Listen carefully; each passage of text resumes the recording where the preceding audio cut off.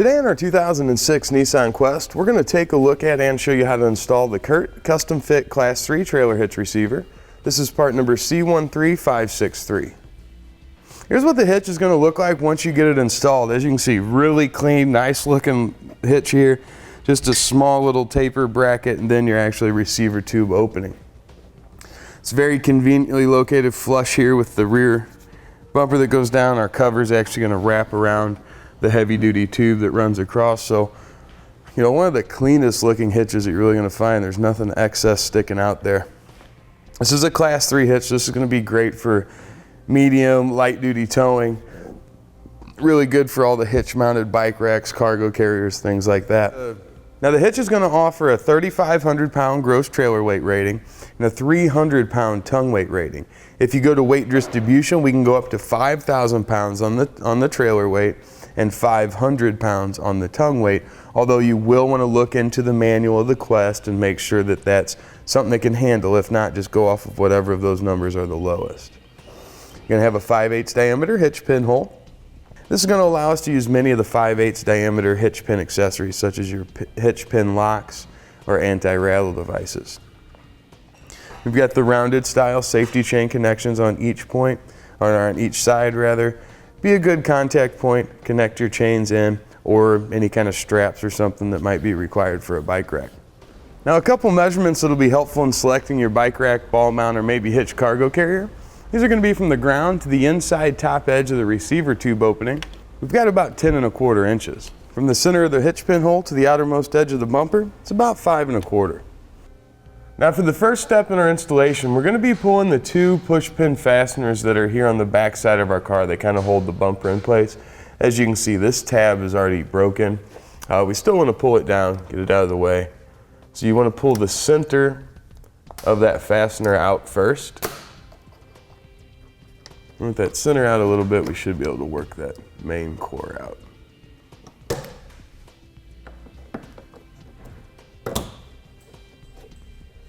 All right, now let's get this exhaust down and out of the way so we can get to our access or our mounting location holes.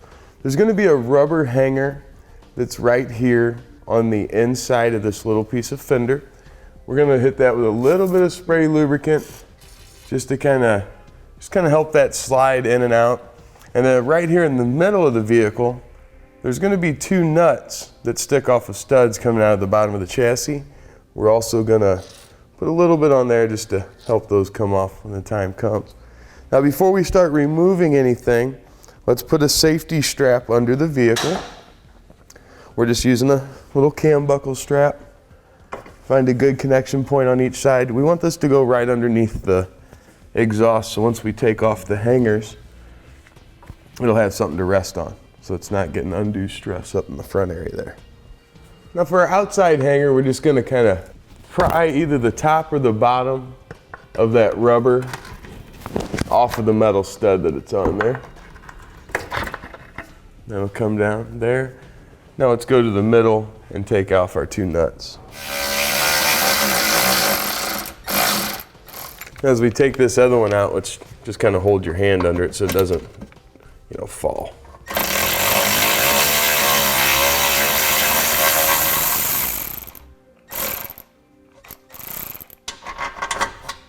All right, good. That'll give us some room to kind of work. As you can see, that hanger that's up there is supporting it pretty well. As you can see, that bolt we had there broke off. Not a big deal. We'll just use a self-tapping screw and go into the metal. It'll re-secure that ground. But up above there's also a bolt that we want to remove. That'll be right here at the other end of that strap.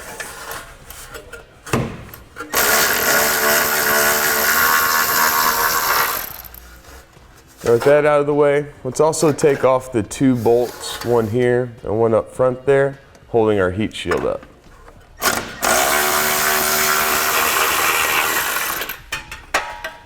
Now the heat shield and bolts we won't be reusing.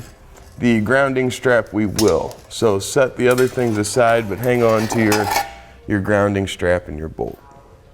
Now let's take a look at our attachment points. Here on the driver's side, we're going to be using the weld nuts that are located here, here, and here. Now in each of these holes, we're going to clean them out. We'll use a little bit of spray lubricant and then a nylon tube brush. Now this is part number 814092. Just a little tube brush. If you don't have one, pick it up. It'll make this job easier. It's going to make those bolts go in and out of those, or at least in those holes, easier because we won't have that dirt and debris holding them up. All right, now let's go do the same thing for the passenger side.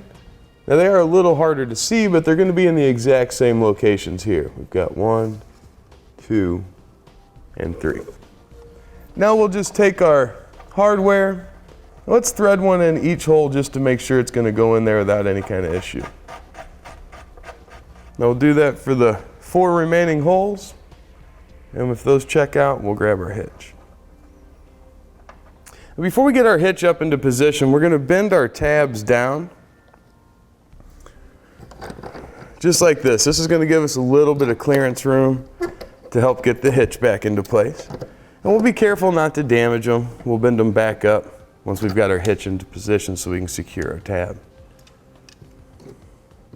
All right, now as we raise our hitch into position, we'll be pulling out on the bumper to give it the clearance it needs. It's going to slide right up here in this pocket, so it'll be nice and hidden. And we'll guide the back of it kind of up and in. And then while pulling out on our bumper, we'll want to rotate it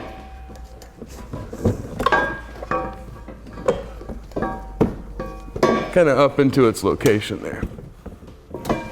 Now we'll line up our holes here.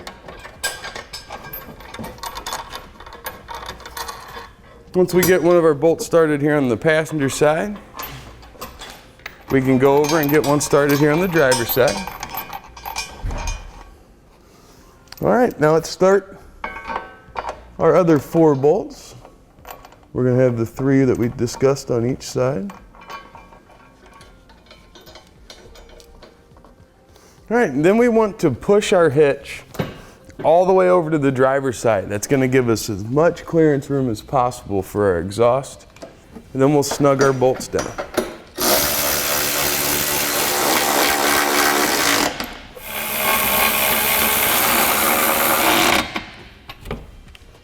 Now we'll grab our torque wrench and torque them down to specification. Here you can see our hardware is in place. This is an M12 bolt. And one really key thing that you'll want to keep in mind is that when we put our washers in place, we want the teeth to face up towards the hitch. That's the only real rule. There's no order in which you have to do them. Just have your teeth facing the hitch and you'll be fine.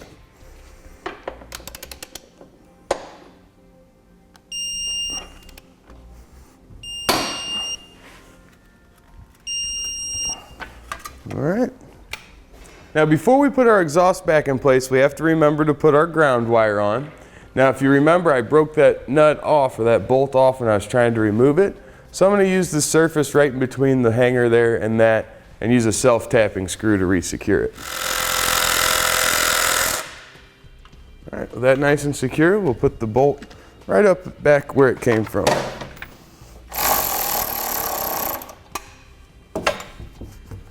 All right, now let's start putting our hangers back in place. Got the small rubber one here on the back.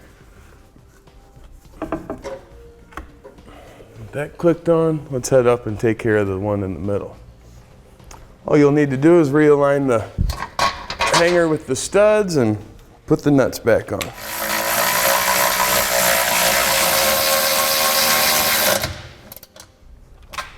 All right, don't forget to pull down our strap here. All right, and lastly, let's get our tabs taken care of in the rear after we pull down our safety strap. We'll just stick that back through there and then put our center push pin in it. That'll hold that up nice and tidy. If you remember